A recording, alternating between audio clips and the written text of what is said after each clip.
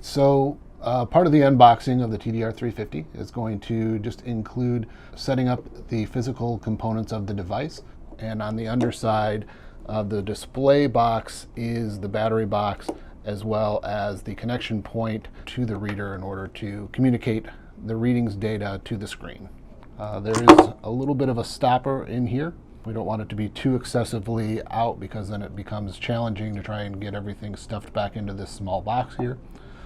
You can see we have little retainer clips on the screws here to help keep those in place. You can see we use 4 AA batteries. One of the things that you'll want to check is sometimes in shipping, this connection can rattle loose. In the event that that is not snug, how that'll show is if you're getting zeroed out readings or just dashes in the readings locations on the display of the meter itself.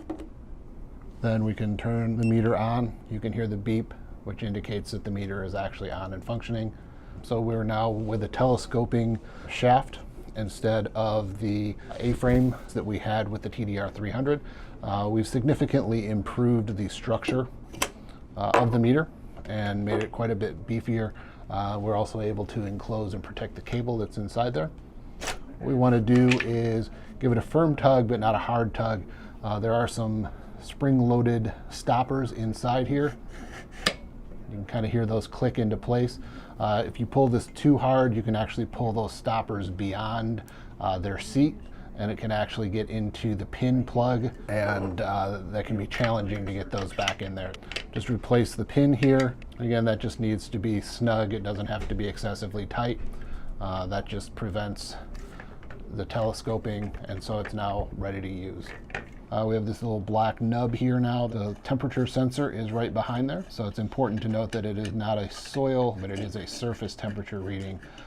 From there, we would install your rods. Over time, especially in sand-based greens, anything that you're inserting in and out of sand on a regular basis is going to have a lot of friction and a lot of wear. So anytime that you get wear of 15% or more below what the starting length of your rods is, you're going to want to replace those because that's going to give you the most accurate readings. You'll notice I'm just snugging these guys up. They don't have to be excessively tight. If we get them too tight, we risk damage to the ferrules, so we want to be careful of that. But moisture reading is going to be an average of the length of this rod.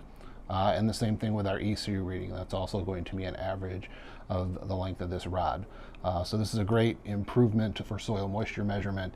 But if you're looking for spot EC measurement, you're going to want to go with a direct soil EC meter, which is a more specific tool for that purpose.